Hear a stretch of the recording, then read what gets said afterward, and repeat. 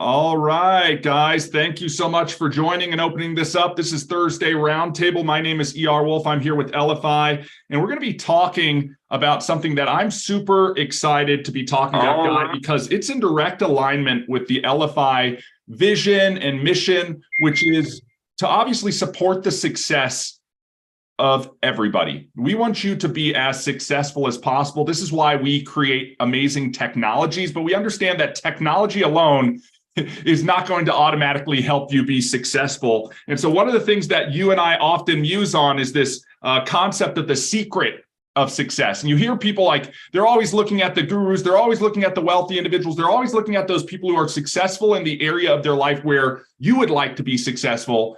And they're like, well, what's the difference? How do I be like that person? And we are firm believers that success leaves clues and that there's a process or a system that you can put in place that will take you from where you are to wherever you want to be. Okay, so that's the first premise of what we're talking about. But here's the reality, and we talked about this on Monday when we went through our sprint planning, where we talk about we've got to have a plan for the week. We execute every single day, and we take on those items as daily activities in order to change from where we are to where we want to get to. But it requires these two elements. And this, I think, truly is the secret to success. Okay, and I'm going to lay it out there. We'll open this up for a roundtable discussion, and we can cuss and discuss and argue on what other components play a role in this.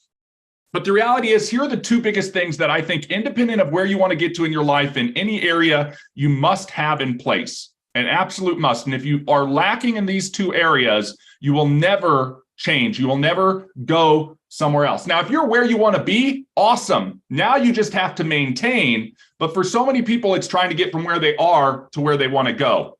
So guys, the first thing is getting started. We mentioned this on Monday. It sounds super simple, but there is a force of friction in order to get started doing anything you want to be doing, whether that's things within your business, whether that's things within your personal life, all across the board. If you fail to get started, the change will never happen. The other element that is extremely critical, if you get started, you must sustain the activity over time. Edwin Britt on The Mindset of a Champion would say, we must be relentlessly consistent in our actions over time. On Monday, Rose Michelle was talking about, repetitions. How often do I need to do something in order for it to become a habit? And guys, those are the two big elements, right? Sustaining activity over time and initially getting started. So why do most people fail, guys? Most people fail to get started, or they quit right along the way. They just don't sustain it. I think I expect that that's the biggest contributing factor on why most people fail in their New Year's resolutions. They just quit along the way. Everybody gets started, so they have that time of January 1st to get out of the gate running, and then they quit along the way. Or lastly, and I think I see this, a good example of this is in health and wellness with weight loss programs. People go, they get to the end result, then they fail to maintain and end up sliding back or regressing all the way to where they once were. Again, this is why 80% of people who lose weight don't keep it off long term. So what happens and why is this happening, I think, is a big thing, because you can have the best knowledge, the best skills, and the best tools to get to be wherever you want to go. But if you're not going to get started in implementing and leveraging those things and sustain it with activity over time, you will fail every time. And I think a part of this is really talking about what it takes to change. And I mentioned this on Monday. There's some psychological equations that play a role in this. And I want to bring this to light to everybody as you think about what it is you are working on to progress to where you want to go. Independent, again, of whether that's in your business, in your personal life, all across the board. Okay? I've said this before. First of all, in order to see a result, you must have a belief that that result is possible, a belief that that result is possible. It all starts with what Guy would tell us every time. It's a mindset thing, guys. It's a mindset thing. And I want to read a quote. I know I'm a big quote guy.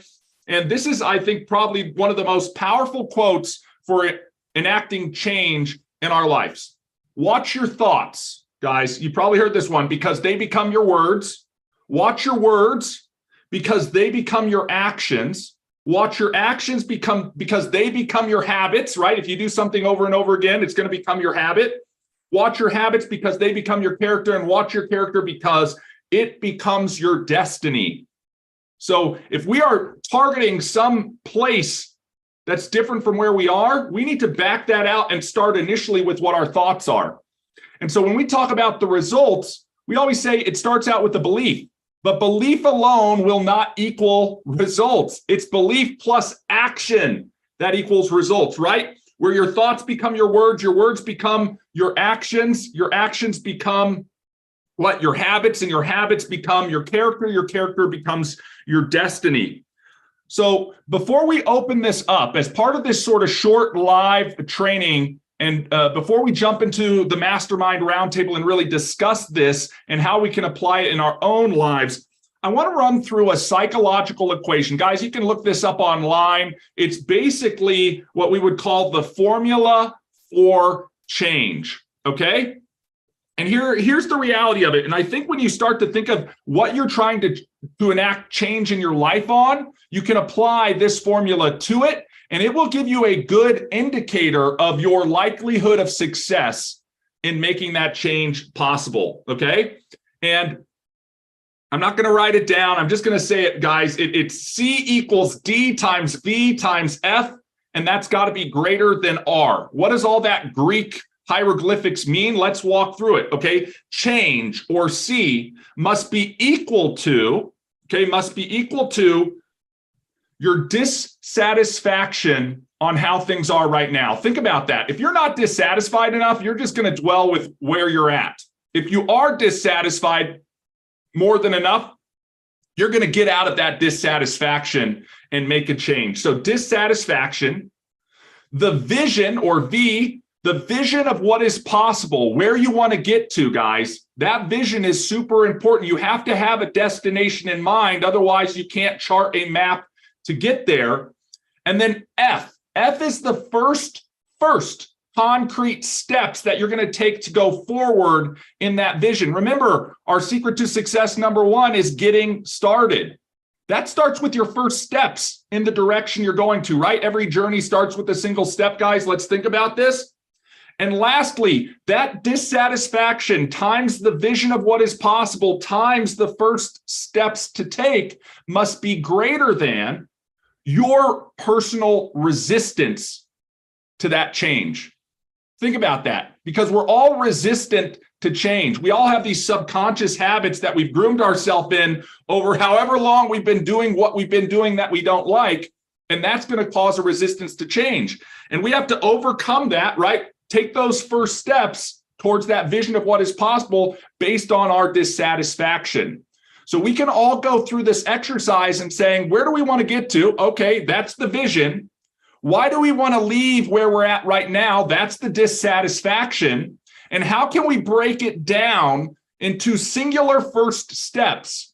Again, if you want to run a marathon, guys, you could easily go out the door and run 26 miles right now.